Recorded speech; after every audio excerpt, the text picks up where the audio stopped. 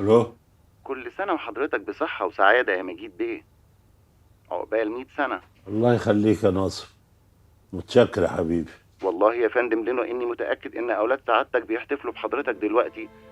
كنت جبت تورته وجيت هنيتك بنفسي. انت افضلك كبيرة عليا والله يا مجيد بيه. انت حبيبي يا ناصر، طول عمرك صاحب واجب. الله عندك حق. فعلا العيال عاملين هيصة وهليلة وشغلانة وملمومين حواليا وهابي فيرثداي والحاجات الغريبة اللي بتتعمل في أعياد الميلاد دي، وأنا عمال أقول لهم أنتوا بتحتفلوا بإيه؟ بتحتفلوا إن أنا عجزت وبقيت 70 سنة؟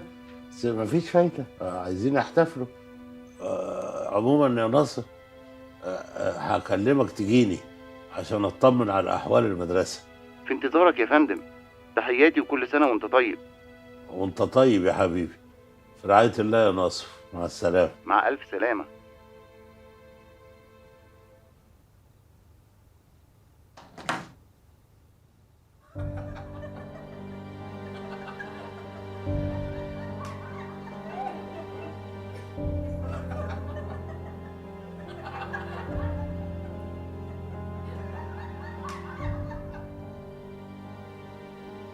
ماشي ماشي، ربنا يسعدكم.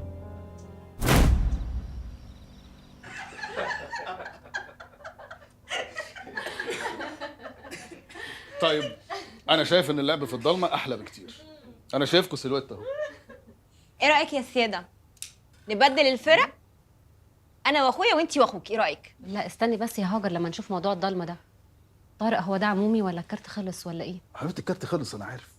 يلا بقى، ممكن نوثق بقى اللحظات دي؟ طب ما تجيب الكارت اروح اشحنه انا. والله يا جماعه انا شايفه اللعب في الضلمه احلى كتير، على الاقل يعني كل واحد يعرف يكذب براحته.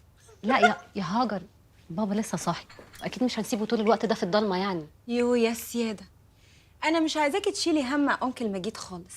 هو اكيد دلوقتي بيتصرف، بيخترع له مصدر نور وهتلاقيه قاعد في نور عادي جدا. هو فعلا بابا كده. طب ما احنا كلنا عارفين. ممكن بقى نبطل رغي ونكمل لعبه الاعتراف؟ يلا. مين اللي كان عليه الدور؟ سيف ولا حسام؟ حسام ولا سيف؟ ها؟ لا مش انا، بتهيألي حسام. ايوه انا اللي كان عليا الدور. تعالى لي يا معلم. انا مستني المره دي. اتفضل. يلا هصورك واعترف يا معلم. اظبط لي بقى الكادر كده كويس عشان الاعتراف ده هيعجبك انت تحديدا. ده انا مستنيه. بصوا يا جماعه، انا عن نفسي كحسام المصري بعترف لاول مره في حياتي ايوه. ان لولا المخرج الكبير طارق مجيد النعماني ما كانش زماني بقيت في اللي انا فيه دلوقتي. ودي حقيقه على فكره. اوه يا مبسوط مني؟ حبيبي يا نجم، ايه الكلام الجامد ده اي بس؟ خدمه. طول عمرك ابن اصول يا حبيبي. حسام انت الضلمه بتجيب معاك رومانسيه. يا عم رومانسيه ايه بس؟ والله هو جوزك ماله بقى رخم قوي كده ليه؟ انا بتكلم بجد على فكره، مش هو اللي اكتشفني؟ واهم الادوار اللي عملتها كانت معاه، يبقى بصراحه الراجل لازم ياخد حقه. حبيبي يا حس يلا يا تشيرز نجم. يا جماعه، يلا. تشيرز يلا. مساء الخير. مساء النور يا دنيا، ازيك يا حبيبتي؟ انا شايفه الجيران البيوت عندهم منوره، واضح ان الكارت مقطوع من عندنا احنا. يا حبيبتي. اصل احنا كنا بنلعب لعبه لطيفه قوي لانها لذيذه جدا في الضلمه، بس يعني. ايوه بس اكيد بابا محتاج كهرباء ومتضايق والدنيا ضلمه، وانتوا كمان عارفين ان الضلمه كتير بتضايقني. يا حبيبتي حالا كنا والله لسه بنتكلم على موضوع الكهرباء ده عشان بابا. صح يا طارق ولا ايه؟ يا روحي فعلا. والله. طبعا. طب يلا يا طارق بسرعه عشان ابتديت اتعب من الضلمه. حاضر يا حبيبتي حالا، ما تقلقيش. هو ايه الحكايه؟ هي عندها فوبيا من كل حاجه ولا ايه؟ هي كده معروفه، دنيا بانيك اتاك. مش كفايه بقى؟ تشيرز.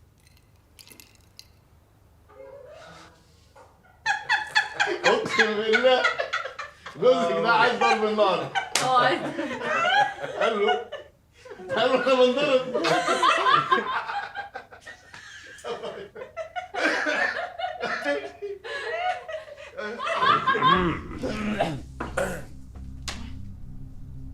صباح الخير. ما هو الوقت ده ما ينفعش يتقال فيه مساء الخير، يتقال صباح الخير، لأن الساعة داخلة على 1 صباحا. ازي حضرتك يا فندم؟ أهلا وسهلا. لسه قدامكم كتير؟ كتير على ايه معلش يا انكل؟ على القعدة الصباحي دي يا ست هاجر. ايوه بس الساعه لسه ما دخلتش واحده يعني، فلسه بدري جدا. بدري وجدا. بالنسبه لنا احنا الساعه 1 يعني لسه بدري جدا، خصوصا يعني احنا مش موظفين، ما عندناش اي مشاوير نعملها الصبح. هو احنا مضايقينك في حاجه يا انكل؟ مضايقني في حاجة. صوتكوا عالي قوي وطريقتكم في الضحك مقرفة مستفزة تفرس. طب رد انت معلش بقى يا طارق، لان انا بصراحه مش عارفه ارد اقول ايه. بابا بعد اذنك، يعني انا شايف ان الوضع عادي وطبيعي، يعني مفيش حاجه تستدعي ان حضرتك تيجي من اوضتك وتبقى متضايق بالشكل ده.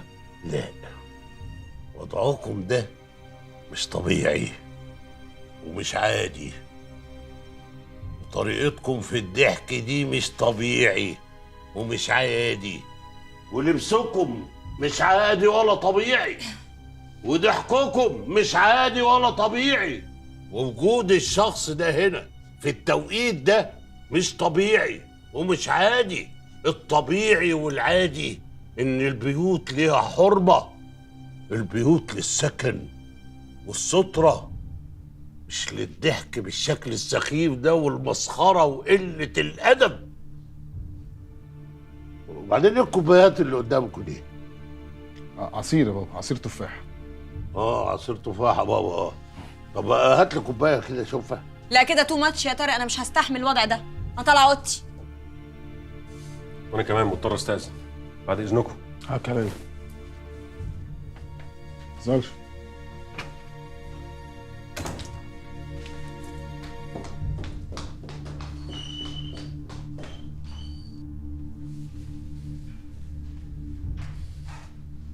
ليه كل ده يا بابا؟ ليه تحرج ابنك الكبير قدام مراته وقدام اخوها؟ ما فكرتش في منظري قدام حسام صاحبي اللي انت بعترت بكرامته الارض؟ بابا انت عمرك ما عودتنا على كده، ينفع كده يا بابا؟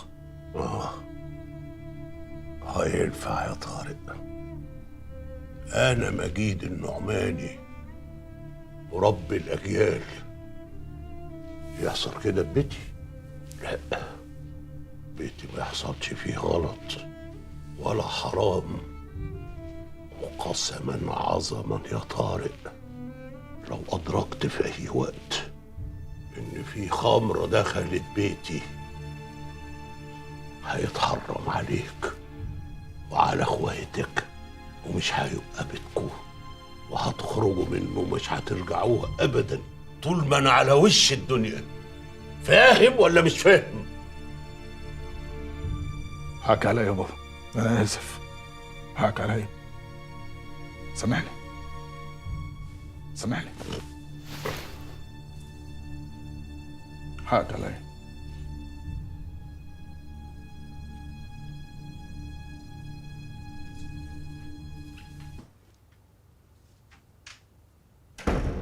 هو في ايه بالظبط؟ هو انت باباكي مش واخد باله انتوا مناسبين مين ولا ايه؟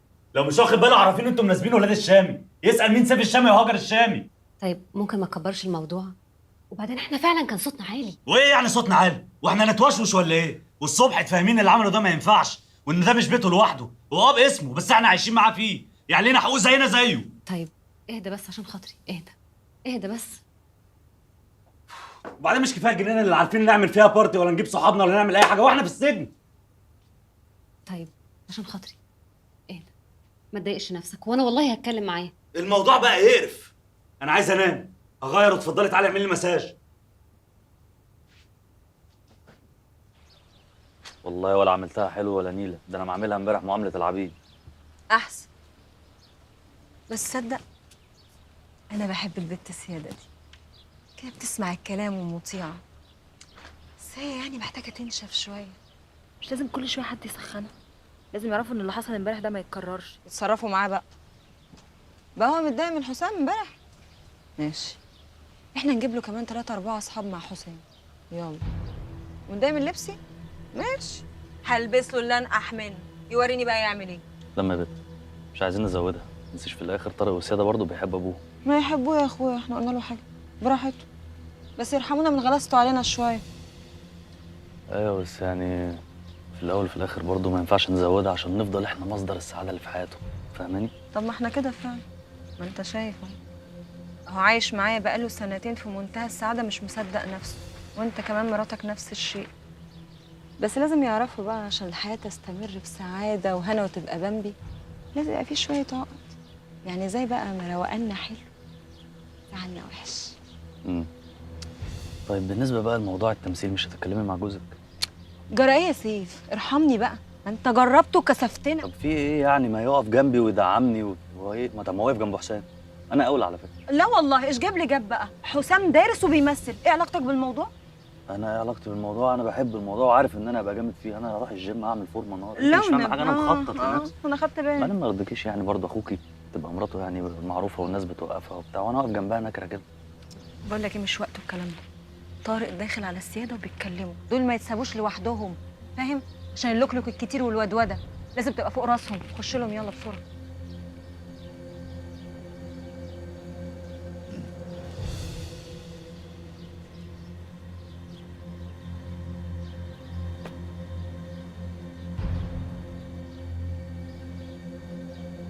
يا حسام يا حبيبي، لا انا هخلي سما تطلعك في التراس فوق، جو تحفه.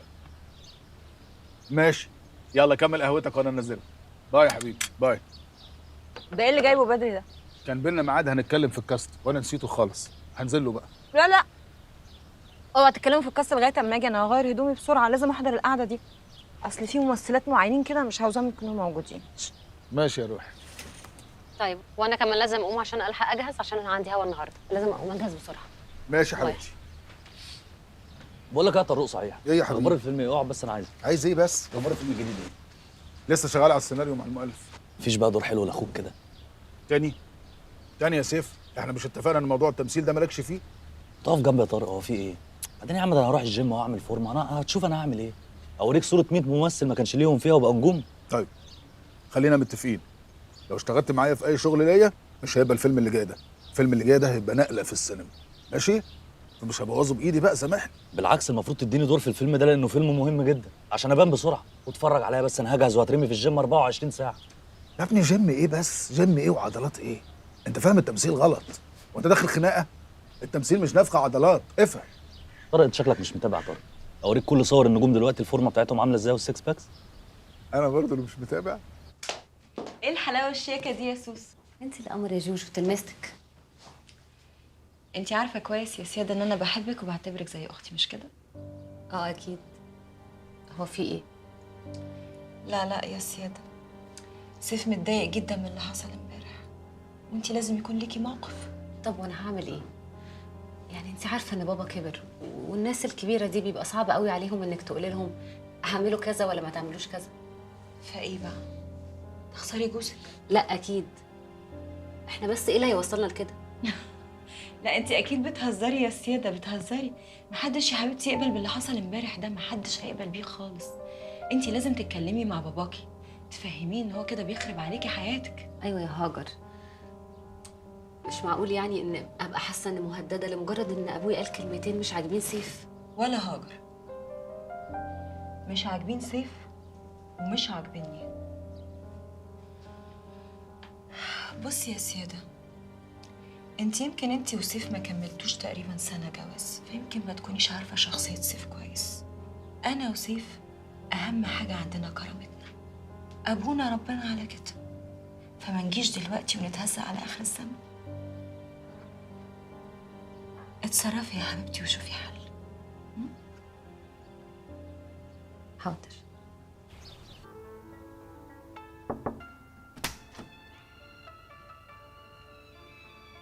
مساء الخير يا بابا. خير يا حبيبتي. اقعدي يا بنتي، اقعدي.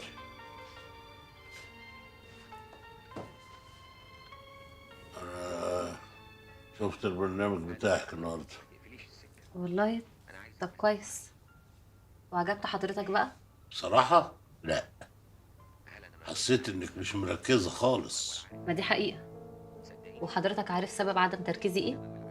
ايه؟ انا وسيف حصل ما بيننا مشكلة كبيرة جدا امبارح بسبب الموقف اللي حضرتك حطيتنا فيه لما خرجت وقعدت تزعق فينا. انا حر، سامعاني؟ انا حر. عيب عليك، والله عيب عليك. انا ببيتي اعمل اللي انا عايزه، واللي مش عاجبه يروح يشتري له بيض بفلوسه ويعمل فيه اللي هو عايزه براحته. اطلعي بره، اطلعي بره، انا مش عايز اتكلم معاكي. كده يا بابا؟ طب شكرا، شكرا قوي.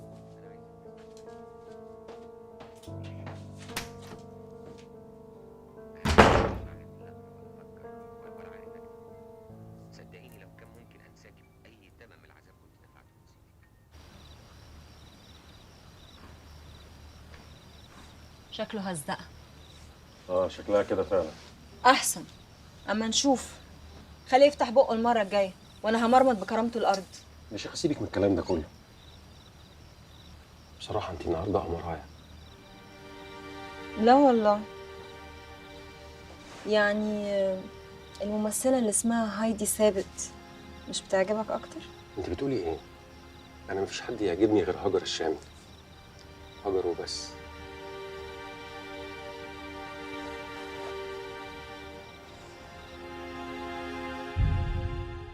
ايه يا حبيبتي؟ هو انت بتطولي عليا ليه بقى؟ ما انا مش فاهم بقى، انت غيرانه ولا زعلانه ولا حكايتك ايه؟ اصل لو كده بصراحه يعني تبقى عبيطه قوي.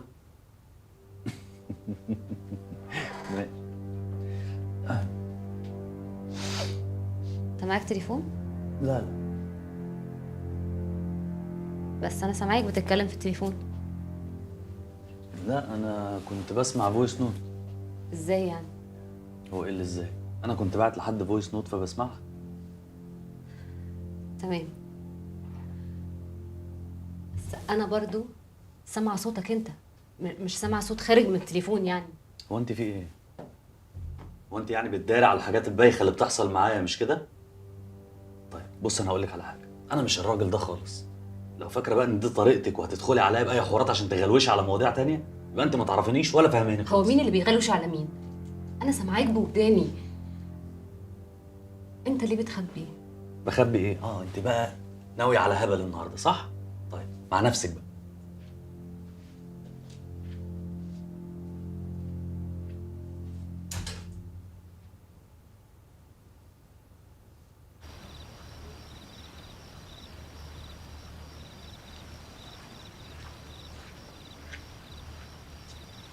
مالكوا ساكتين كده ليه؟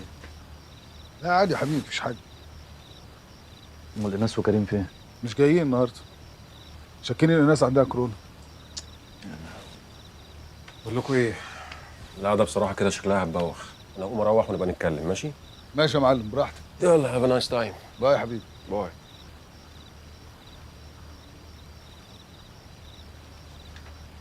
هي سيدة فين، مش نازله؟ لا مش عارف. طيب انا شايف كده ان الليله دي باظت. هطلع اشتغل على السيناريو بتاعي شويه. يلا حبيبي.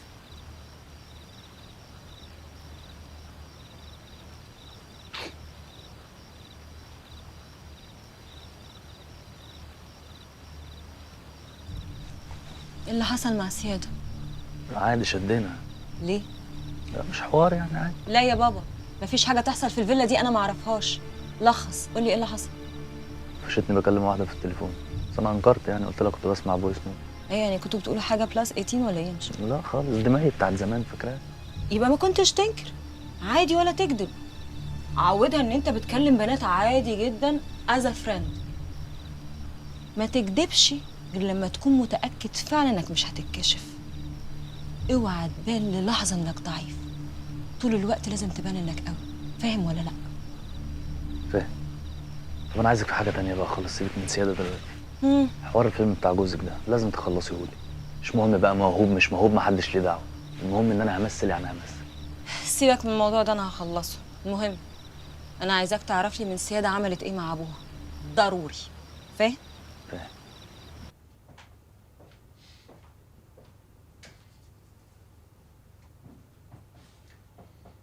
عرفت الاخبار؟ اخبار ايه؟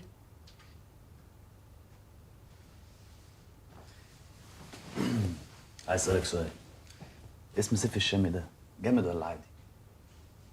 يعني ايه؟ مش فاهم. ايوه يعني لما تسمعيه كده تحس ان هو اسم نجم. هو في ايه يا سيف؟ هو ايه اللي انت عمال تقوله ده؟ ولا سيف الدين الشامي احسن؟ اصل انا همثل خلاص، طارق هياخدني معاه في الفيلم. والله مبروك. هو انت لاوي وشك عليا ليه؟ وهو انت ما تعرفش ان انا متضايقه؟ ايوه ده امبارح وخلصنا يعني. طب انا هقول لك الحقيقه، انا فعلا كنت بكلم واحده، بس واحده صاحبتي من زمان عادي، مفيش ما بيننا اي حاجه. وخبيت عليا ليه؟ ما انا بقول لك الحقيقه اهو. هي كلمتني فرجعت ارد لها المكالمه، مجامله يعني مش اكتر. طب وليه ما قلتليش الكلام ده امبارح؟ ما انت بصراحه يعني لما دخلت عليا انا اتخضيت فكدبت غصب عني. انا اسف يا ستي، لو هكلم اي واحده بعد كده بقول لك. وانت ليه اصلا تكلم اي واحده تانية؟ انت صحاب عادي مفيش حاجه. يا سلام، وانت تقبل اني اكلم رجاله اصحاب عادي؟ اه بس بعد ما اقطع رقبتك انتوا هم ان شاء الله. سيف، هو انت بتحبني؟ انا بعشقك بجد؟ والله. وانا لا ضفرك يا هبله انت. طب ها ما قلتليش اسم سيف الشامي جامد ولا ايه؟ ده جامد بس. ايوه بقى هو ده الشغل. مساء الخير يا بابا. اهلا. كنت عايز اتكلم مع حضرتك شويه. خير يا طارق. يعني كنت قاعد مع ناصف مره قبل ما يدخل لك، ولما سالته عن احوال المدرسه رد عليا ردود غريبه شويه. احوال ايه؟ مش فاهم. احوال المدرسه يا بابا. مدرسة النعماني؟ هو في مدرسه غيرها ولا ايه؟ أنا. وانت مالك انت بمدرسة النعمان؟ دخلك ايه انت بيها؟ ازاي انا مالي بس يا بابا؟ هو مش حضرتك بعد عمر طويل المفروض المدرسه دي هتبقى بتاعتي؟ لا، المدرسة دي بعد موتي مش هتبقى بتاعتك يا أستاذ طارق، دي هتروح للدولة، هتبقى ملك وزارة التربية والتعليم. ايه الكلام ده يا بابا؟ انا مش مصدق اللي بسمعه.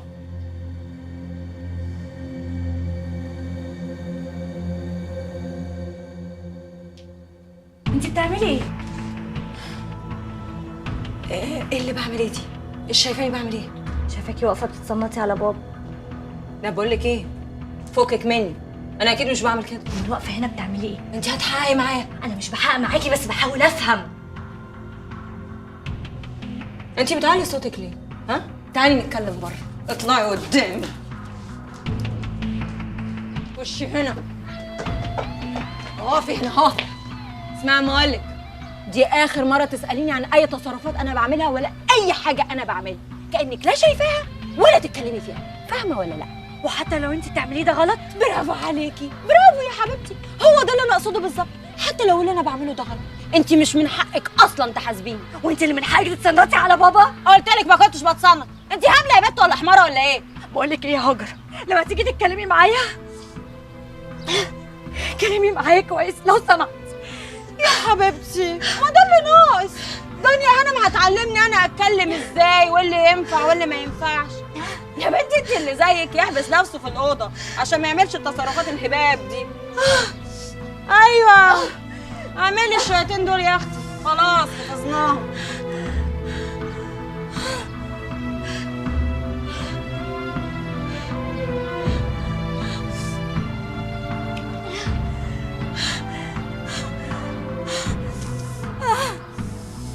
بقيتي احسن؟ ايوه الحمد لله بقيت احسن. انا بس عايزه افهم حاجه، هو انت في اي حد ضايقك او حاجه حصلت؟ انت بقالك كتير قوي بيحصلش موضوع الاتاك ده. اكيد طبعا حد ضايقني. مين؟ يعني انا لو قلت لك يعني يا سياده هتعملي حاجه؟ طب قولي لي طيب، وانا لو هقدر اعمل حاجه اكيد هعملها. هاجر وانا طالعه من باب الاوضه لقيتها بتتصنت على باب اوضه بابا، ولما سالتها خدتني على الجنينه وكلمتني وحش قوي. وبعدين كملي. ولا حاجه خلاص. وبعد كده جالي الاتاك. يا دنيا يا حبيبتي اجمدي شويه عن كده، مش معقول اي حد يقول لك كلمتين تنهاري بالشكل ده. بقول لك يا سيده غلطت فيا وشتمتني وقالت لي انت حماره ما بتفهميش، يعني المفروض ان انا عادي استقبل كل الحاجات دي كده عادي يعني. لا يا حبيبتي مش عادي، هاجر زي اختك الكبيره ومرات اخوك الكبير، فعشان خاطري ما تبقيش حساسه قوي كده. خلاص بقى يا سيده لو سمحتي، عشان انت لو كانت عملتي لي كده كنت اكيد هتتضايقي. ايوه حبيبتي كنت هتضايق، بس كنت هعمل حساب برضه ان هي مرات اخويا. انت فاهماني؟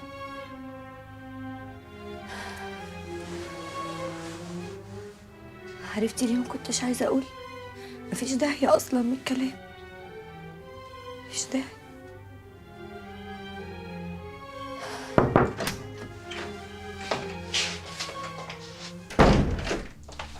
دنيا حبيبتي مالك في ايه؟ انا لسه سامع قايله لي دلوقتي ان انت تعبانه. مالك يا حبيبتي في ايه؟ خلي مراتك تحكي لك. هو انت حكيت لهاجر؟ حكيت لها. روح بقى اسالها. يا حبيبي هي المشكله اصلا مع هاجر. مع هاجر؟ احكي لي طيب حصل ايه؟ معلش يا جماعه تقعد مع دنيا شويه عشان تعبان. مالها دنيا؟ خير في ايه؟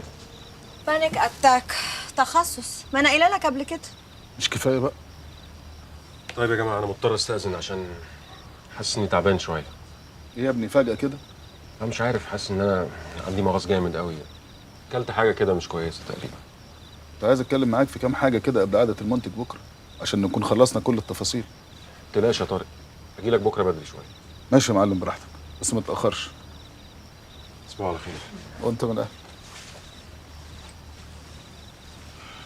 هو ماله حسام النهارده؟ مش غريب شويه؟ لا ما انا قريت الليله، هو بس متوتر عشان عارف ان انا هشتغل في الفيلم، خايف اكل منه الجو. يا عم ريح بقى. ريح؟ طب بكره تشوف. لما اكلت منه الجو بقول سيف الشامي ده ما بيفهمش في حاجه. ماشي يا عم سيف يا شامي. المهم عايز اخد رايكم في حاجه. بفكر كده اجيب جيلان منصور او ندى نصري في الفيلم. ندى دي اكس يا روحي. اكس ليه؟ مش فاهم. ايوه استعبط بقى واعمل نفسك مش فاكر. طب استنى، سياده، اخر مره كنا سهرانين فيها الزفته دي كانت موجوده، فاكره؟ فاكره. كانت بتعمل ايه؟ يعني قعدت ترقص رقصه غريب كده شويه على ترابيزتنا. واكيد يعني ما كانتش بترقص لي ولا ايه يا سكر؟ لو كانت بترقص لي انا. صحيح انا عايز اختار كابل ليا في الفيلم. انت مالكش كابل اساسا. بقول لك ندى اكس تقول لي كابل. استني بس، يعني ايه ماليش كابل في الفيلم؟ دوري مهمش انا يعني؟ سيف حل عن دماغ الله يخليك ماشي؟ انا قايم. لا هو كل يوم بقى تنزلونا نقعد 5 دقايق وبعد كده تسيبونا وتمشوا؟ انا هرجع اسهر بره يا عم. تصبحوا على خير. هاجر عايزك تعالي معايا. تصبحوا على خير. وانت من اهل الخير. دمهم بقى سم الجوز، اخوكي واختي، حاجه يعني تقرف. انا هخرج. خارج فين؟ اروح اسهر في مكان كده. طيب خدني معاك، انا لابسه. والله يا بنتي ما حد لابس هنا غير انا. خلينا نخرج خفيف خفيف كده، مش هتاخر عليك. عايز حاجه؟ سلام. باي.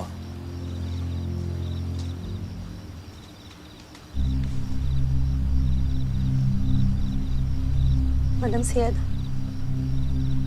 انت لسه ما روحتيش يا سما؟ اه ما انا مستنية ابن اختي هيجي ياخدني كمان شوية. طيب تمام. طب تمام. هو في حاجة؟ هو لا خلاص، انا كنت عايزة اسأل حضرتك بس لو محتاجة حاجة قبل ما امشي. لا يا حبيبتي ميرسي. تمام. تصبحي على خير. وحضرتك من اهلي. اتفضلي. تمام. يعني كنت بتتصنطي يا هاجر؟ كنت بتصنع. ايه المشكله؟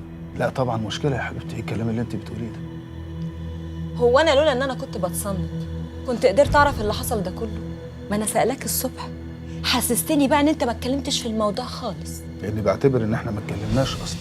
بابا ساعتها كان عصبي وانا كنت هكلمه لما يهدى، وانا واثق ان ردوده كلها كانت هتتغير. المهم خلينا في موضوع دنيا. دنيا؟ هي دنيا دلوقتي بقى موضوع مهم؟ اسمع، هي لازم تعرف هي مش من حقها توجه لي اي كلام ايا كان اللي انا بعمله. هي بتلغي وجودك كراجل، انا ليا زوج، اي حاجه تشوفها غلط تيجي تقولك. هي ايه شايفاك تيشه؟ مهما حصل يا هاجر ما كانش ينفع انك. خلاص بقى يا طارق، موقف وعدى بقى. الله، قولي بقى، خلينا دلوقتي في موضوع المدرسه، هتعمل ايه؟ هاجر رؤوف السويركي جاي بكره عشان نتكلم في ميزانيه الفيلم، وانا عايز انام بدري عشان اكون فايق له. هأجلي موضوع المدرسة ده لغاية لما أوقف الفيلم على رجليه. أنت عارفة يا حبيبتي الفيلم ده حلم حياتي. طب انا عاوزه احضر القعده دي. ليه بس؟ ملوش لزوم. ليه؟ اعتبرني الاسيستنت بتاعتك. وليه تعتبرني؟ انا الاسيستنت بتاعتك. انا بحبك قوي. أنا بموت فيك. طب انت جاي لك نوم؟ أنا مصحصح جدا جدا.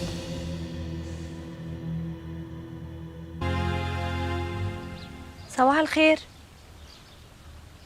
صباح النور يا حبيبتي.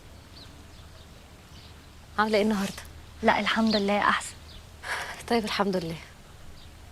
مالك؟ لا ولا حاجه. لا ولا حاجه ازاي؟ شكلك متضايق قوي.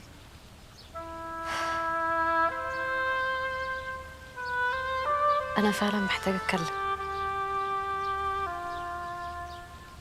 انا مش عارفه اعمل ايه مع سيف. انا شاكه انه بيخدني. ازاي عرفتي منين؟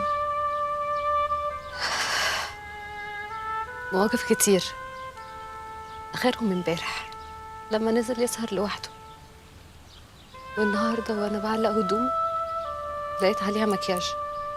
شكله كان واخد حد في حضنه. انا لو مكانك، يعني لو انا مش انا، لو انا مش دنيا، لو انا سيادة، هروح واواجهه واتكلم معاه وافهم الحقيقة. انت مش فاهمه. انت مش فاهمه انا بحب سيف قد ايه، وفي نفس الوقت هو ما بيتقبلش لا نقد ولا شكوى. بيزعل وبيحصل ما بيننا مشاكل كبيره. دنيا انا بخاف يسيبني. لو بيحبك مش هيسيبك، ولو ما بيحبكيش يبقى ما يستاهلش حبك اصلا يا سيادة. انا من رأيي تروحي تتكلمي معاه، يمكن حد خبط فيه في الزحمة وهو سهران، ويمكن ده مش ميك اب اصلا. لازم تروحي وتفهمي. فعلا انا لازم اساله. مش يمكن يرد رد يريحني؟ صح. مع اني زعلانة علشانك، بس انا برضه مبسوطة عشان رجعتي تتكلمي معايا زي زمان. مش عارفة ليه من بعد ما اتجوزتي نسيتي ان انا موجودة اصلا، مع ان احنا كنا زمان ما بنفرقش بعض ولو لحظة واحدة. فاكرة؟ انت مش فاهمه. انت عارفه انا فاهمة وعارفة كل حاجة من غير ما تتكلمي يا سيادة، بس لازم تعرفي يا سيادة ان احنا اخوات، وفي الاول وفي الاخر والله العظيم ما لينا غير بعض. ربنا يخليكي ليا.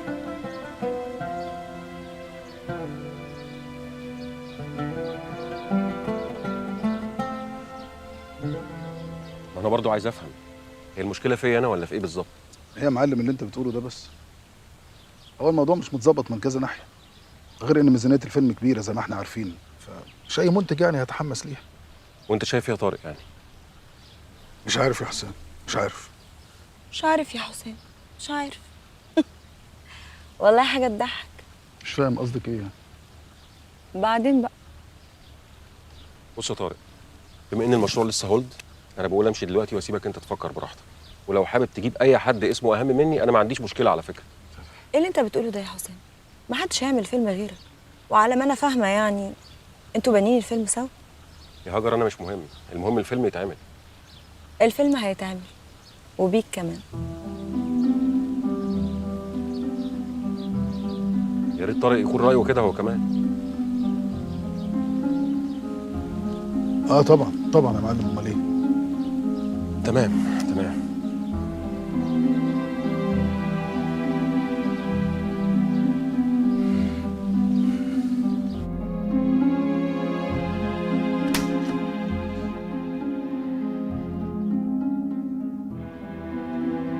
صباح الخير. صباح الفل يا حبيبي.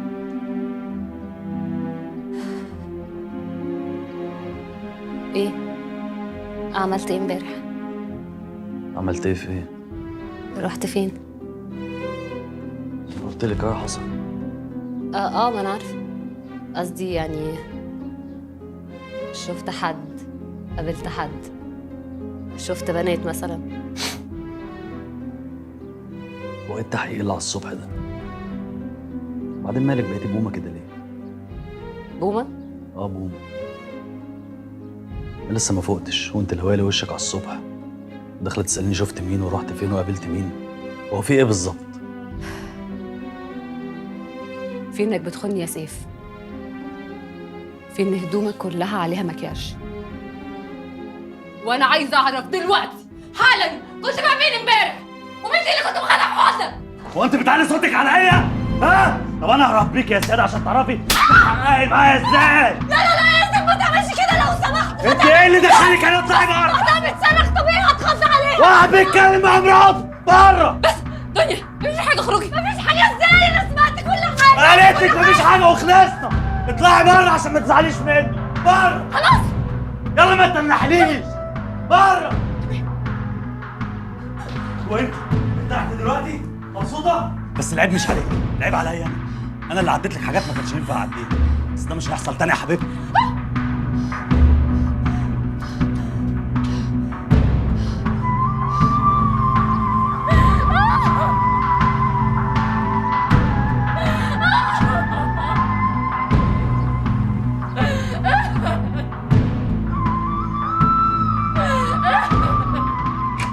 اتفضل يا حبيبي. وانا زي ما قلت لك يا طارق، انا اهم حاجه عندي مصلحتك. انت اخويا واتمنى لك الخير، انت عارف. متاكد طبعا يا حبيبي، بطل عبط بقى، ربنا هيقدم ما فيه الخير ان شاء الله. مساء الخير. انكل يوسف، الحمد لله على السلامه. ازيك يا طارق؟ وحشتني كتير يا ابني. وانت كمان يا انكل. الله يخليك. فرحت قوي لما عرفت ان انت رجعت. الله يحفظك. الاستاذ حسام المصري ممثل مهم جدا دلوقتي. اهلا. انكل يوسف ارمانيوس صديق بابا من ايام الطفوله. اهلا وسهلا يا فندم، أهلاً. تشرفنا. الله يخليك. طيب يا طارق، هستأذن انا بقى ونبقى نتكلم بعدين. اوكي يا حبيبي، باي باي. مع السلامه، فرصه مع سعيده. السلامه يا فندم. اتفضل يا انكل يوسف، هبلغ بابا حالا. لا استنى يا طارق، انا كنت عايزك هنقعد مع بعض 5 كده، مش هاخد من وقتك كتير، هتكلم معاك كلمتين.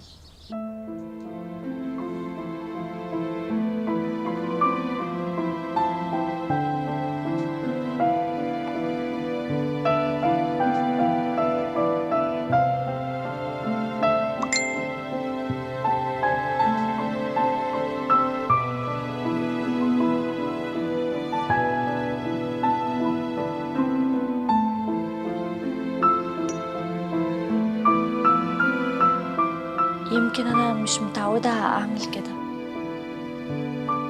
بس أنا محتاجة أتكلم مع حد.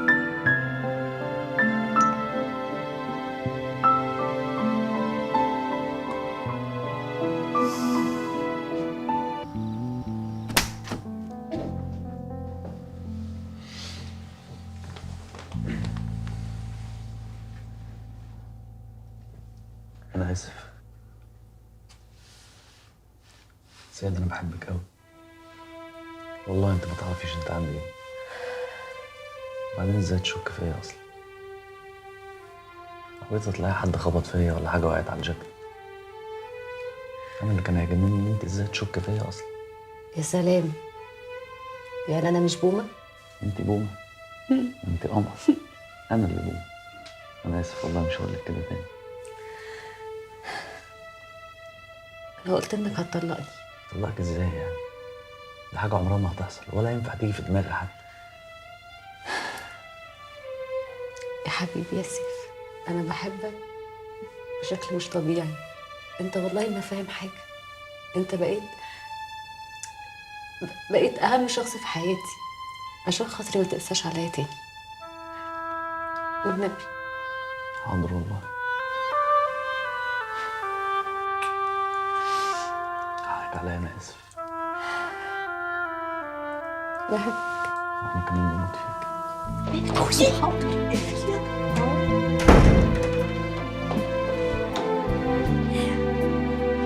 مش هتصدقي ايه اللي حصل. ايه في ايه؟ بقول لك ايه يا سما، اللي انا هقوله لك ده ما ينفعش بني ادم يعرفه، انت فاهمه؟ والله حاضر، قولي بقى. انا اسعد واحده في العالم ده كله. في ايه؟ انا رحت قابلت حسام. والله بجد مش هتصدقي. قال لي ايه وعايز ايه مني. عايز ايه بقى؟ قال لي ان هو مش مهتم بيا فجأة ولا حاجة، وان هو مركز معايا من زمان، وان انا البنت اللي بيتمناها، وانه عايز يتقدم لي. الله، ده احلى خبر فعلا والله يا انسه دنيا. بس انا قلت له لا استنى، انا هتكلم مع بابا في الوقت المناسب. سما، هو انا ليه مش حاساكي متحمسه زي الاول؟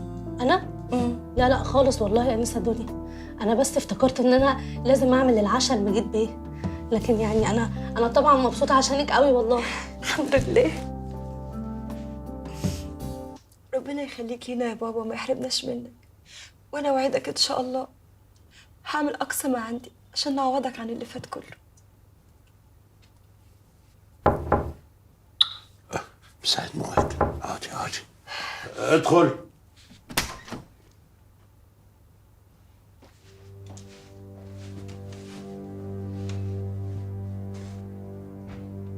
شكرا يا بنتي. طب يا بابا انا هسيبك بقى عشان تاكل، بس انت من بعد النهارده مش هتتعشى لوحدك، نتعشى كلنا مع بعض، ماشي؟ ان شاء الله. بعد اذنك. اتفضلي يا حبيبتي. شكرا يا هاجر. استاذ مجيد انا اسفه، بس انا في حاجه جوايا مش هقدر اخبيها اكتر من كده. خير يا بنتي. حط الحاجه وتعالى لي بسرعه بسرعه. بصراحه كده انا مش عارفه ان انا هقوله ده صح ولا غلط، بس انا سمعت مدام. بابا في حاجه حصلت دلوقتي لازم حضرتك تعرف. ايه ده؟ انتوا ايه حكايتكم النهارده؟ سما سرقت الخاتم الالماس بتاعي. ايه؟ انت بتقولي ايه؟ انت هتردي عليا يا بنت الادب؟ اللي بتقوليه ده يا هاجر معقوله؟ سما بقالها سنين معانا عمرها ما مدت ايدها على حاجه. يا استاذ مجيد انا عارفه هي بتسرقني كده ليه؟ ليه ها؟ انا بسرقك يا سفله يا قليله الادب، انا متاكد ان انت اللي سرقتي الخاتم بتاعي وخبيها في شنطتك. تعالى معايا يا بابا دلوقتي نفتش الشنطه بتاعتها وانت تتاكد. هو في ايه اللي بيحصل؟ سما سرقت الخاتم الالماس بتاعي يا طارق. اخس، انا كنت شاكك والله من حاجه اللي عماله تضيع هنا في البيت دي. لا لا لا لا لا تسكتوا خالص خالص. هي التهم بتترمي جزافا كده؟ لا، إن بعض الظن إثم، لازم نتأكد الأول. وفعلا كلام بابا مظبوط. هاجر انت جبت الكلام ده منين؟ انا شفتها في اوضتي فاتحه الدولاب بتاعي وارتبكت كده اول ما شافتني، ما حطيتش في دماغي بصراحه، بس رجعت تاني اتاكد قلت تكون حاجه ضاعت ولا حاجه. انت عارف ده الدولاب اللي بحط فيه حاجتي الغاليه. خلاص يبقى تتفتش هي وشنطتها. حرام عليكي، انا عارفه انت بتعملي كده ليه، عشان خايفه ان انا اتكلم، بس انا هتكلم واقول على كل حاجه يا مدام هاجر. انت اتجننت يا بنتي؟ انت ازاي تكلميها كده؟ انا دلوقتي اتاكدت ان انت اللي سرق الخاتم ومخبيه في الشنطه، وهنجيب الشنطه دلوقتي وهنفتشها. خلاص هنجيب شنطتها ونفتش ونشوف، بس يكون في علمكم لو لقيناها مظلومه وانتوا اللي ظالمينها كلكم هتعتذروا لها. مفهوم ولا لا؟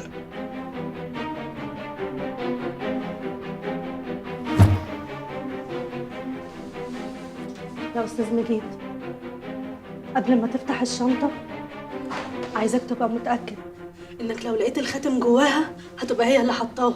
وبعدين معاك انت مش عايزه تحترمي نفسك ليه؟ انا لغايه دلوقتي مش عايز اغلط فيكي احتراما لبابا بس، ماشي؟ انما الهانم هتحط راسها من راسك ليه وتعمل كده؟ ما انا لو اتكلمت هتقولوا عليا ان انا بتبلى عليها علشان اغطي على موضوع السرقه، لكن ربنا عالم اني مظلومه. يا بابا انا مش هقدر استحمل كلامها ده، والله العظيم مظلومه. خلاص يا سلام، هنفتح الشنطه ونشوف ايه اللي فيها، بعد كده يبقى لينا كلام. وانا عن نفسي يا بنتي اتمنى انك تكوني مظلومه وبريئه. استغفر الله العظيم يا رب.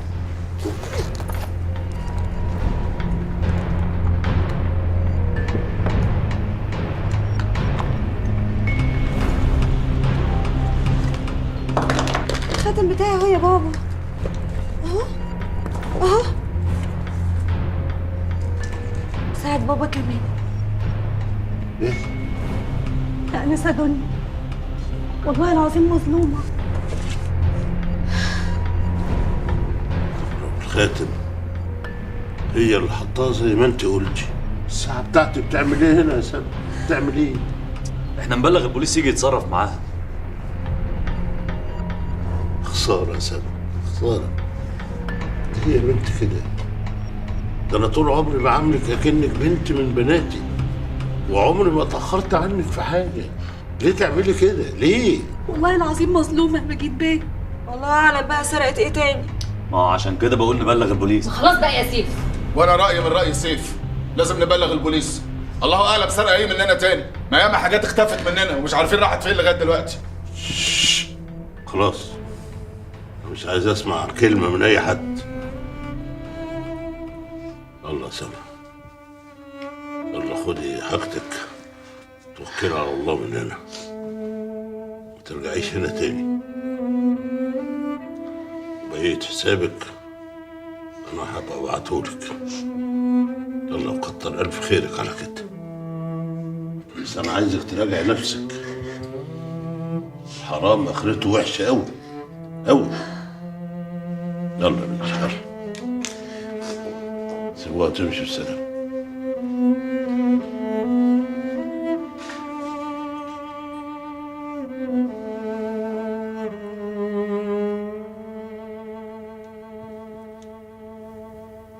تم ايدك يا روحي. ايدك.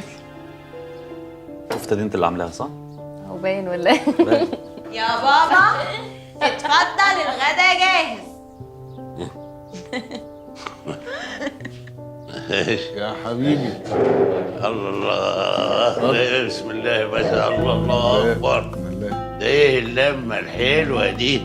يا رب متجمعين دايما في الخير. امين يا حبيبي. امين. اتفضل. اوبا، اتفضل يا حبيبي. ايه ده كله؟ ايه ده كله؟ احنا الثلاثه اللي عاملين الاكل. انتوا الثلاثه؟ خلاص بقى، يبقى كده لازم نعرف بس الاول يعني كل واحده فيكم عملت ايه عشان ناكل ونحكم، وانتوا عارفين ان انا بحكم بالعدل. طب بص بقى، مبدئيا السلطات دي كلها واللحوم انا اللي عاملاها، فدوق براحتك وقولي رايك. بابا انا اللي عامله الرز والمكرونه. وانا بقى عامله الفراخ والخضار. وانتوا بقى اللي عاملين زي حالاتي هتاكلوا على الجاهز. هو كده بالظبط يا بابا. اصلا ممنوعين ناكل اي حاجه لحد ما حضرتك تاكل وتخلص. تعليمات هاجر هانم. ايه لا لا لا لا، مفيش الكلام ده. احنا لازم ناكل سوا ونستطعم سوا ونحكم سوا كمان. يلا بسم الله. بسم الله. بسم الله. بسم الله يا بابا. لا بسم الله استنى يا حبيبي. استنوا ايه؟ استنوا. لا انا عايز اقول لكم حاجه مهمه قوي قبل ما ناكل. حاجه نفسي اقولها لكم. انا فرحان قوي باللمه الحلوه دي، وبقول يا رب يديمها ونفضل كده على طول مع بعض. ياه، اخيرا اتلمينا. يلا بسم الله. بسم كله الله. كله. هموت. ربنا يخليك لينا.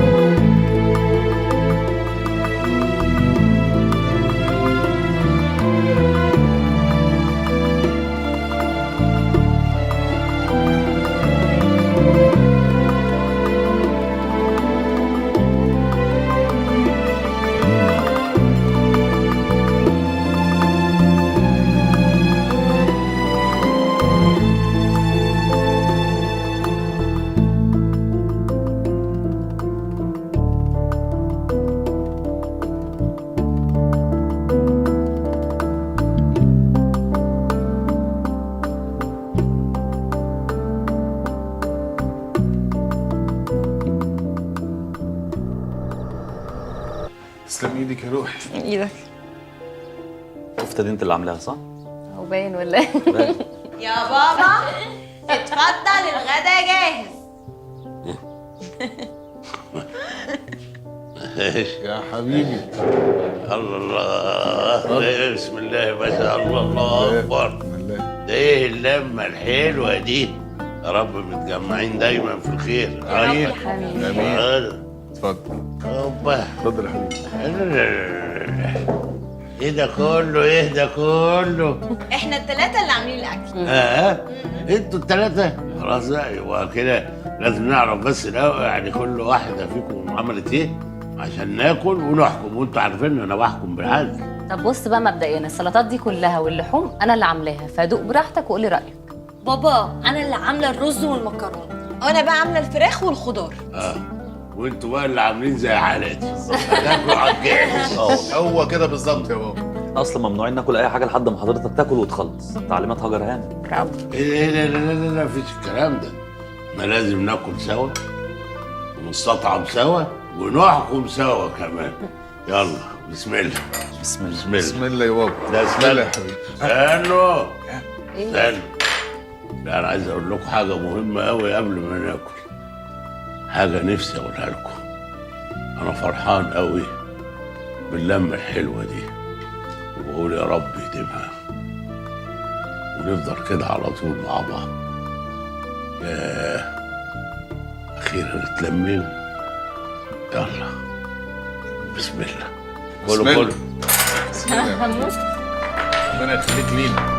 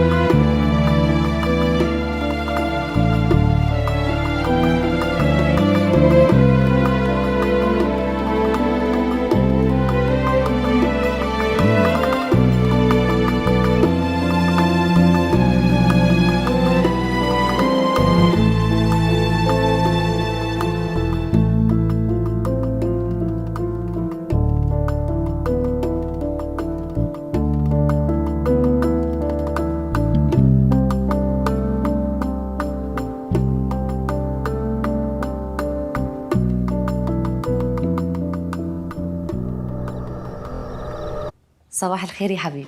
صباحك فل يا قلبي. تسلم ايدك. اخبارك ايه؟ والله الحمد لله. اتاخرت كده ليه امبارح؟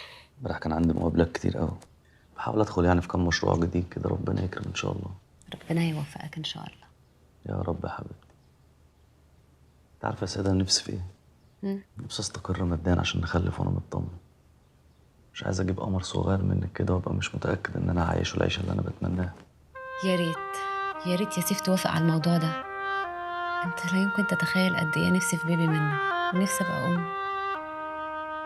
وموضوع رفضك للخلفه ده يعني مؤثر فيا قوي. والله يا حبيبتي انا كمان نفسي ابقى اب، بس عشان ابقى اب لازم ابقى اب كويس، ابقى مطمن ان ولادي هيعيشوا عيشه مستقره. فاهمه؟ فاهمه، بس افرض موضوع استقرار الشغل ده اتاخر. موضوع البيبي كمان هيتاخر، ما هو انا هعمل ايه؟ انت عارف انا لو معايا تمويل بس كل مشاكلي دي هتتحل. انا عندي افكار خطيره بس كلها محتاجه تمويل، افكار محدش فكر فيها قبل كده. انا حتى كنت عايز اتكلم ادخل طارق معايا يشاركني في اي حاجه. طارق برضه يعني معهوش غير قرشين معيشين وخلاص. طب بص، انا بابا كان عامل لي شهاده، هي مش مبلغ كبير قوي يعني، بس كان بيطلع لي منه فوائد، وعلى مرتبي كنت بقدر اجيب اللبس والميك اب والحاجات دي. انا ممكن اديها لك، اكسرها واديها لك، فده يقدر يساعدك. لا يا حبيبتي، يعني شهاده صغيره فلوسها هتعمل ايه يعني؟ عارفه لو باباك يدخل معايا. بابا مين اللي يدخل معاك؟ معهوش السيوله دي طبعا. ما احنا قلنا كذا مره نتكلم معاه في موضوع بيع ارض المدرسه ده. يا حبيبي يا حبيبي مش هيعمل حاجه، انا عارفه. عشان كده لازم نحاول تاني ونضغط عليه. حياتنا كلنا هتتغير، خلي بالك. اللي انا بقولك ده على فكره مش عشاني، ده عشاننا، عشان ولادنا يبقوا وسطنا. والله انا هعمل اي حاجه انت عايزها، وهتكلم مع طارق واشوف دخله كده لبابا عشان الموضوع ده يتحل. قمر قمر يا قلبي. طلع قمر. ايه رأي حضرتك في هنادي يا بابا؟ واضح انها كويسه وبنت حلال، بس عموما هنشوف. ان شاء الله هتنبسط منها. ان شاء الله. اخبار فيلمك ايه يا طارق؟ مفيش ولا منتج متحمس لإنتاج الفيلم عشان ميزانيته الكبيرة طبعا. طيب ايه رايك لو تاخد قرض من البنك وتشتغل بيه؟ والله يا سيف أخاف يعني الفيلم ما ينجحش وساعتها ما أقدرش أسدد القرض. والله انا زعلانه قوي على مجهودك ده. بابا ما تعرفش حد يدخل مع طارق في الفيلم؟ لا والله يا بنتي، للاسف ما اعرفش حد في المجال ده. طب حضرتك يعني ما تقدرش تساعده بأي مبلغ وبعدين يبقى يردهولك؟ اصل في الحقيقه يعني انا السيوله اللي تحت ايدي يا دوبك مكفيه مصاريفي اليوميه والحياتيه. يعني يا بابا أنا رأيي يعني ده بعد إذن حضرتك طبعا إن إحنا نعيد النظر في موضوع المدرسة ده. أنت ما تتخيلش عروض الشراء اللي جايالي عليها إيه. قصدك نبيعها؟ وليه لأ يا بابا؟ التلاميذ اللي فيها يروحوا فين؟ عادي يعني يا بابا، هيروحوا مدارس تانية. افهم من كده ان رايك من راي اخوكي؟ يعني انا بس قصدي لو احنا في احتياج للفلوس دي يبقى ليه ما نستفدش بيها؟ بالظبط كده، وخصوصا إن حضرتك أديت واجبك ومهمتك على أكمل وجه. يبقى إيه المشكلة؟ أنا منزعج جدا جدا من اللي بسمعه دلوقتي، ومتضايق قوي إنكم مش مقدرين علاقتي بالمدرسة دي إيه. أحب أقول لكم على حاجة، الكلام ده مش هينفتح مرة تانية، مفهوم ولا لأ؟ حاضر.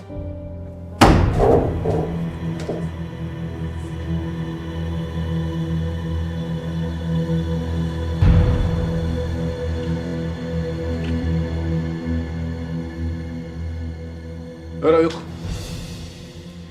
والله انا شايفه ان بابا عمره ما هيقبل الموضوع ده، خصوصا يعني انه ما بيقبلش حتى ان احنا نتناقش فيه، وشايف انه ملوش لازمه خالص ان احنا نزعله مننا تاني بعد ما علاقته بينا اتحسنت يعني اخيرا. ولا ايه؟ أنا شايفة بصراحة إن باباكم مش باصص لمصلحتكم، باصص للموضوع بصة أنانية ملهاش منطق الصراحة. يعني إيه عايز يسيب المدرسة للدولة بعد عمر طويل؟ الطبيعي إن أنتوا أولى من أي حد. انا كمان شايف زيك على فكره، اصل حرام يا جماعه، دي فلوس بتترمي على الارض. وإيه الحل؟ أنا شايفة يعني إن إحنا نضغط عليه. لازم يبقى عارف إن اللي حصل ده مضايقكم، وإن حالة الحب والحنية اللي مر بيها الفترة اللي فاتت مربوطة بحنيته وكرمه معاكم، فلازم نضغط عليه أكتر من كده. إيه رأيك يا سيادة؟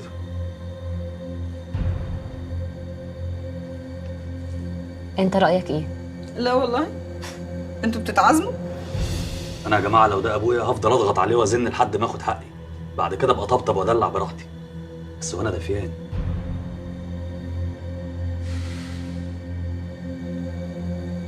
طبعا اللي انا هقوله لك ده السياده ما تعرفش بيه، وانا مش هقوله لطارق، تمام؟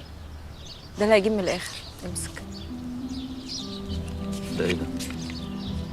ده اسماء ادويه كلها بقى بتدخل في اكتئاب، هنحطها له في الاكل.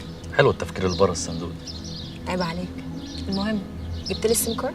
اه هي. متاكد انه موقوف؟ ايوه طبعا. طب تمام قوي.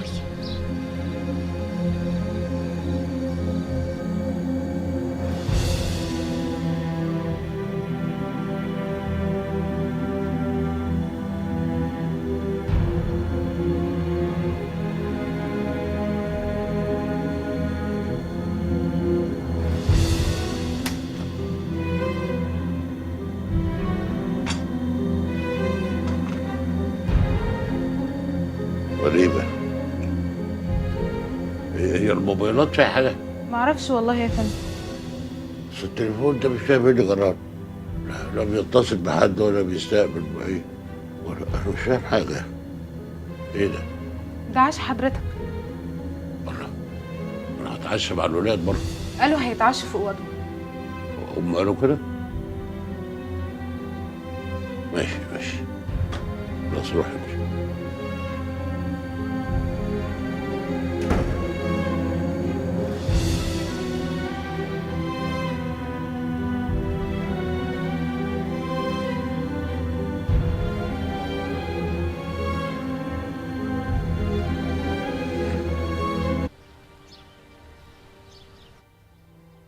نعيما يا حبيبي. ايه عايز ايه انت فعلا؟ وبعدين ايه اللي دخلك هنا ده؟ عايز ايه ده؟ مين الناس اللي معاك دي؟ تدخلوا كده يعني تدخلنا ايه؟ زريبه؟ إيه الله؟ بلاش كلام فاضي، خرجين من هنا دول. يلا اخرج انت يا ست انت. اللي بعادك معايا هنا في الاوضه عيب، تقولي لها فاهميها غلط. عيب يا ست، عيب، مش حلوه. بابا ايه يا الله؟ بابا انت بتتكلم مع مين؟ يا يوسف هاخد الست دي من هنا. بقول لك ايه روحي اديها لعمك يوسف من صاله البلياردو. اديله صاله، قولي له عشان عايز اتكلم معاه في موضوع مهم. اديله من صاله البلياردو يا يوسف. خلاص يا بابا خلاص حاضر. يا يوسف بطل لعبه بقى. مش هتيجي ولا اجي لك العب معاك انا؟ اظن بعد الحاله اللي بابا وصل لها دي مفيش قدامنا غير اننا ننقله مصحه نفسيه. والله عين العقل. مش فاهمه انتوا بتقولوا ايه؟ الله، هو انت مش لسه حكيالنا انه فضل ينده عليكي ويقولك يا يوسف يا يوسف؟ طيب يعني الموضوع كبر ودخلنا في الجد اهو. جد ايه يا سيف؟ هو بدل ما نجيب له دكتور ويكشف عليه ويطمنا ننقله مصحه؟ هو انتوا ليه مستسهلين موضوع المصحه ده؟ مصحه ايه؟ انتوا بتقولوا ايه؟ زي ما سمعت كده، انت كل حاجه معترضه عليها ليه؟ ايوه طبعا معترضه، ولا يمكن اقبل حاجه زي كده. انتوا بتتكلموا في الموضوع كده عادي. انتوا بتعملوا كده عشان انتوا بتتآمروا على ابوكم. انتوا بتعملوا كده عشان مصلحتكم، عشان كلكم طمعانين فيه.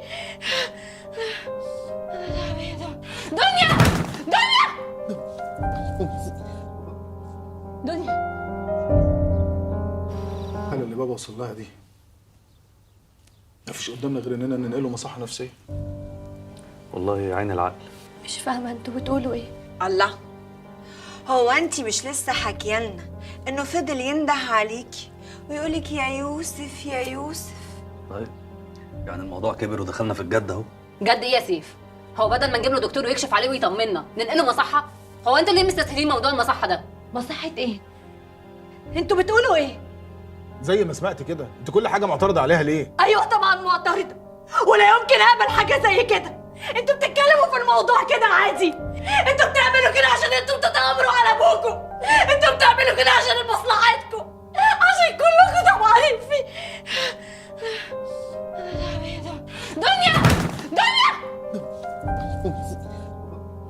دنيا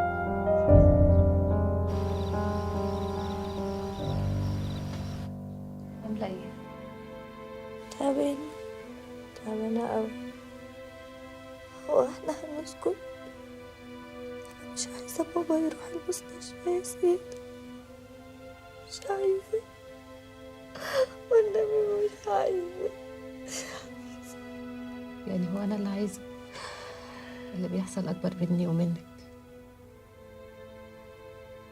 وانا مش قادره اتصرف. عشان خاطري اهدي، خلي كل حاجه تاخد وقتها.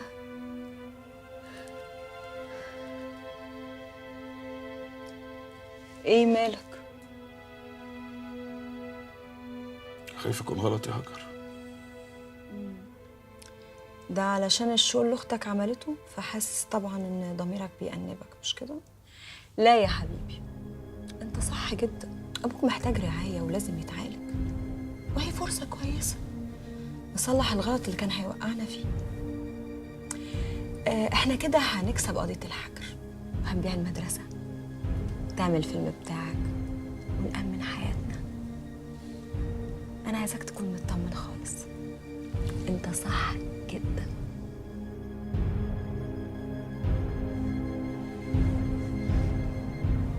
على فكرة أنت وحشتني قوي.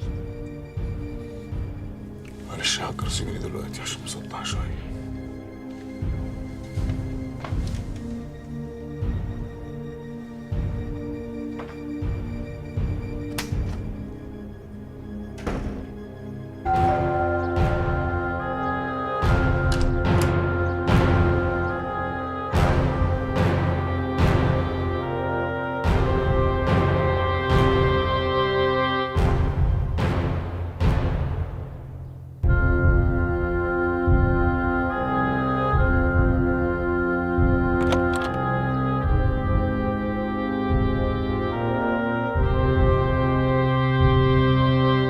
مساء الخير يا ماجد بيه. ايه في ايه يا طارق؟ انا مش عايزك تقلق خالص. انت مين؟ الدكتور يا بابا، هروح معاه المستشفى بس عشان نطمن على حضرتك. ما تقلقش. مستشفى ايه يا طارق؟ اطمن عليك وعلى صحتك. مستشفى ايه؟ انا كويس، انا كويس. هو في ايه يا طارق؟ هنطمن عليك بس يا حبيبي. طمن ايه؟ ما انا كويس، بقول لك كويس. انا بس هديك حقنه. ما باخدش حقن، انا ما باخدش. هديك حقنه بس. لا ما باخدش حقن، ابعد انت، ابعد بقول لك. انا قلت لك هو عصبي جدا النهارده. هو في ايه يا طارق؟ انت عايز توديني فين انت؟ حبيبي هنقدر انت نطمن بس. انت هتديني ايه؟ لا انا مش هقول. لا انا بص مش عايزه مد ايدي علينا. ما تقلقش. انا سيبوني. انت هترجع على طول. انا معروف عليك. لكن يا طارق بس احنا هنطمن عليك وهترجع على طول.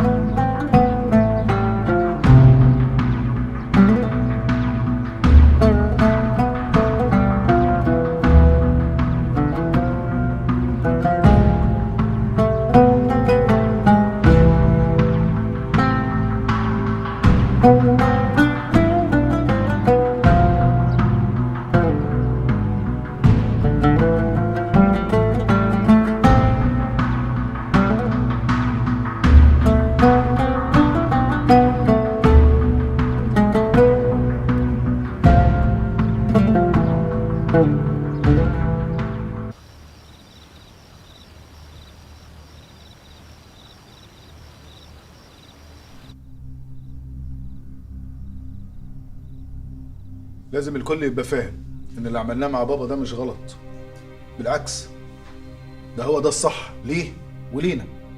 النقطة دي لازم تبقى مفهومة للجميع. بس بابا صعبان عليا قوي يا طارق. منظرهم واخدينه من البيت مش قادرة انساه ولا ثانية. يا حبيبتي طبعا انا اطمنت عليه، المصحة هايلة وهيتعالج كويس جدا. طب انا عايزة ازوره. هما مش تقريبا مناين الزيارات يا طارق؟ ليه؟ ليه منعينها؟ انا اقترحت على الدكتور الكلام ده وهو وافق، على الاقل اول اسبوعين علاج. انا عايزة اطمن عليه. خلاص بقى يا حبيبتي، ما كان قدامك ليل نهار كنت بتشوفيه صدفة. اهدي شوية. في حاجة تانية عايز تقولها؟ لا يا دنيا. أنا بقى عايزة أقول حاجة. حسبي الله ونعم الوكيل. حسبي الله ونعم الوكيل في اللي كان السبب. روحوا من كل اللي كلكم. انا عايزه افهم انت ليه ما ردتش على اللي هي قالته ده دلوقتي؟ مش وقته يا هاجر، انا لازم اراعي نفسيتها. وانت عارفه ان هي حساسه شويتين. خلينا في المهم. محمد اتصل بيا وقال لي ان وجود بابا في المصحه هيقوي موقفنا كتير قوي في قضيه الحجر. يعني كلها ايام والمدرسه هتبقى تحت ايدينا.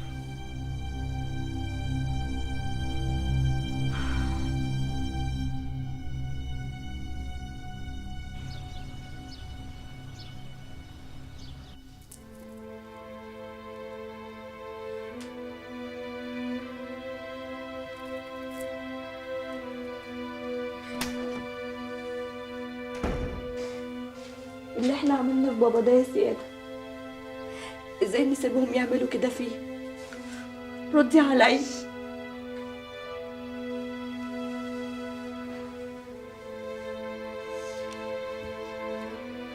انا حاسه اني تايهه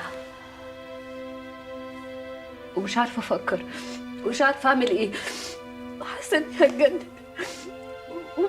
وبرضه ارجع اقول طب ما هو كان تعبان ولازم يتعالج، مش كده ولا ايه؟ يتعالج في بيته، ما يخرجش بالطريقة دي. ده مجيد النعماني، ما يخرجش بالعافية في بيته في وسط ولاده بهدوم نومه وكلنا قاعدين نتفرج عليه. ماما في الأيام الأخيرة بقى عامل زي الطفل الصغير. حبيبي يا بابا، يا ترى عامل ايه دلوقتي؟ يا ترى عامل ايه من غيري؟ انا بنتك حبيبتك اللي ما بتقدرش على بعضك ولو لحظة واحدة.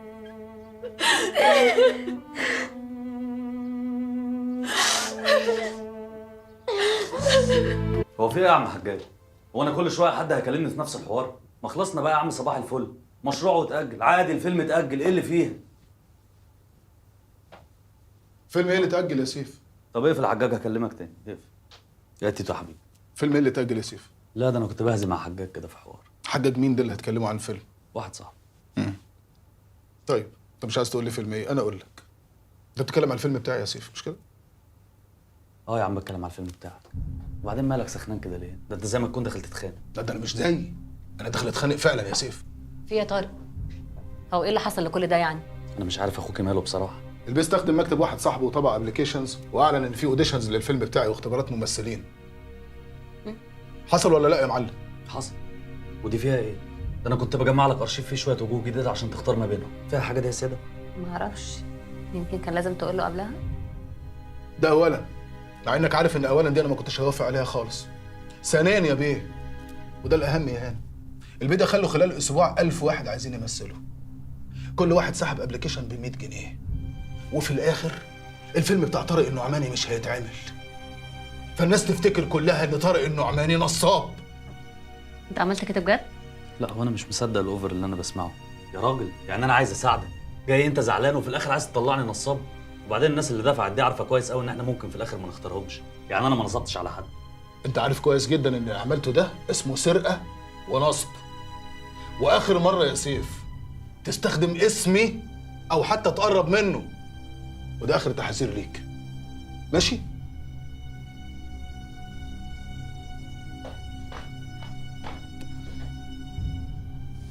انت ازاي تحطني في موقف زي ده؟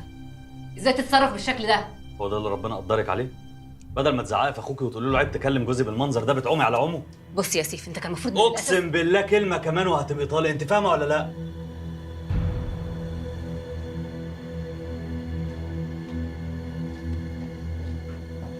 للأسف الدكتور أكد لي إن كل اللي حضرتك فيه ده بسبب عقاقير حضرتك كنت بتاخدها أو حد كان مديها لك وأنت ما تعرفش، وده سبب كل اللي أنت فيه. وطبعا ولاد حضرتك ماشيين في قضية الحجر دلوقتي، طمعانين إنهم يهدوا المدرسة ويبيعوا الأرض، بس ده مش هيحصل ولا الدولة هتسمح لهم إن يهددوا مستقبل الطلبة دي. اطمن انت، بس شد حيلك وارجع لنا بالسلامه. استاذ طارق، مساء الخير. انا ناصف. انا حاولت اتصل بيك عشان اجيلك بس حضرتك ما بتردش. عموما كل اللي عايز اقوله لك ان والدك حصل له اللي حصل ده بسبب تناول عقاقير بتؤدي للاكتئاب. في الاول ما كنتش متاكد ان هو اللي بياخد الادويه دي بنفسه ولا حد دسسها له، لحد ما عرفت ان من ضمن الادويه دي عقاقير هلوسه، واكيد والدك لا يمكن يعمل كده. يا ترى مين بقى اللي عمل ده؟ ما اعتقدش ان انت. ما يتهيأليش ان ابن مجيد النعماني مهما غلط يوصل للمستوى ده.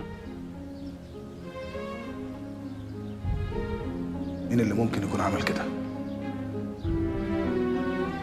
حرام عليك، انا عارفه انت بتعملي كده ليه، عشان خايفه ان انا اتكلم، بس انا هتكلم واقول على كل حاجه يا مدام عوجه.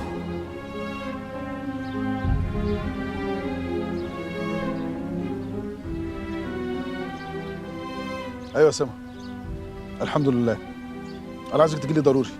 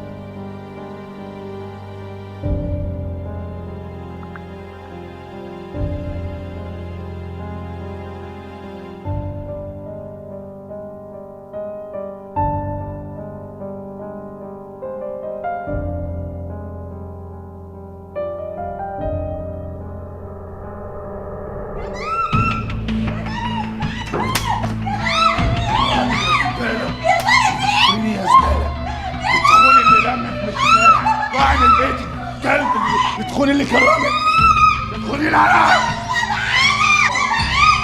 قومي يا زبالة، يا حيوانة يا زبالة، طارق وخارة. يا حيوانة يا سيدي، مش عايز اشوف وسطك تاني هنا خالص يا زبالة يا حقيرة. يا طارق قومي،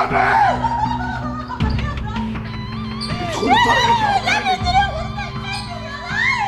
اللي لمك في الشارع. مش عارف اشوف وشك تاني خالص خالص. يا ابوس ايدك، طب خدوني والنبي. مفيش حاجة عندي يا زبالة، ده لمك في الشارع. والنبي، طب والنبي استنى اخويا يروح مع ابوس ايدك. قولي لي الجربوع ده يغور في 60 داهية. ها؟ كنت هتموت ابويا يا بنتي؟ لا والله كنت هتموت ابويا؟ لا والله لا. يا حقيرة يا زبالة يا رمع. والنبي لا. موت ابويا الراجل الغلبان الطيب. ها؟ لا والله. قولي لاخوكي ما يهوبش ناحية ام البيت ده تاني. طلع اختي لما اقسم بالله هفحته. بره بره.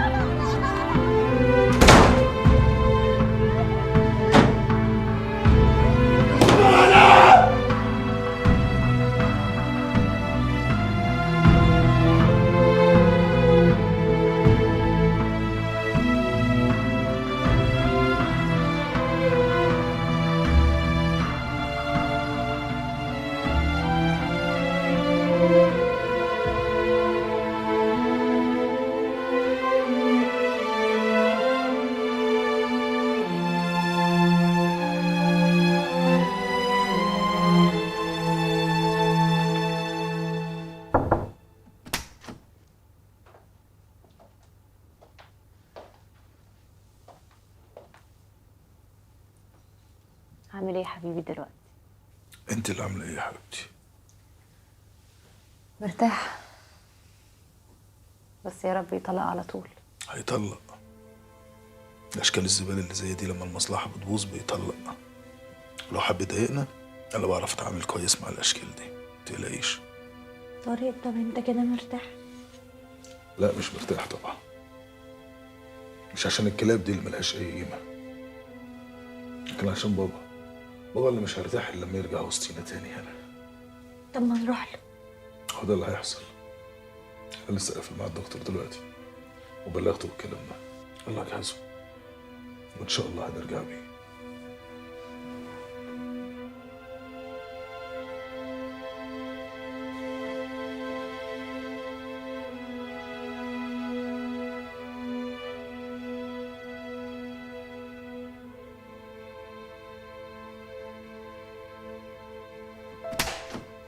اتفضل يا طارق بيه.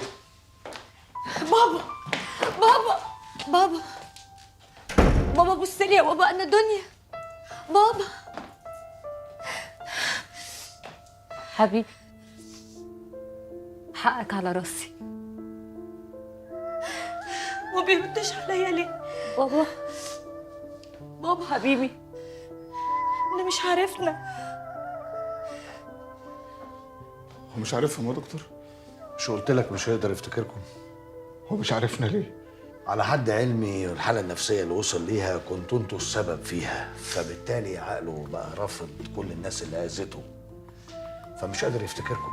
عشان خاطري بص لي، اعمل لي اي حاجه طيب، حسسني انك انت عارفني. افتكر ان احنا نوقف الزيارة على كده. يا بابا يا بابا رد عليا، حرام عليك يا بابا.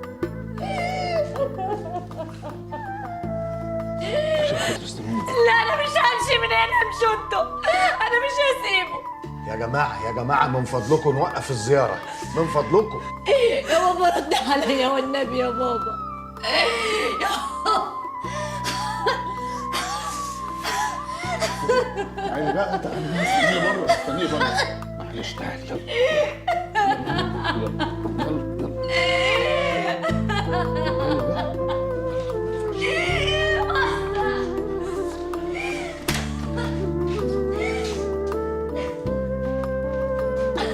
حقك على راسي، حقك على راسي، انا اسفه.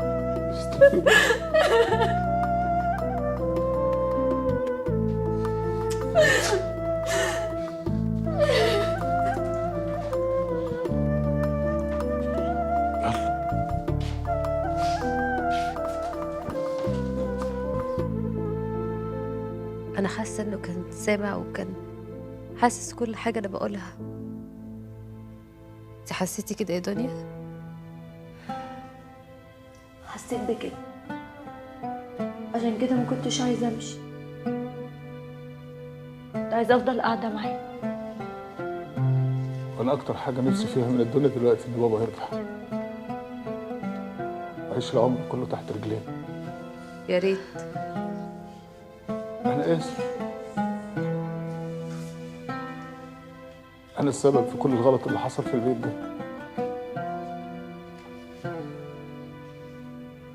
يا ريت تسامحوني.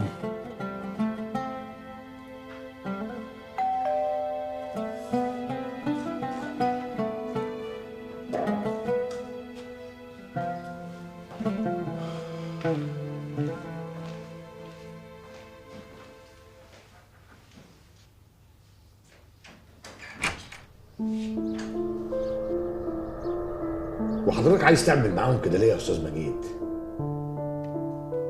عشان اصفالهم يا دكتور حسن. اللي عملوه فيا ولادي كان فوق خيالي واحتمالي، بس يا رب يكونوا جايين فعلا عشان اسامحهم وارضى عنهم، مش لاي سبب تاني.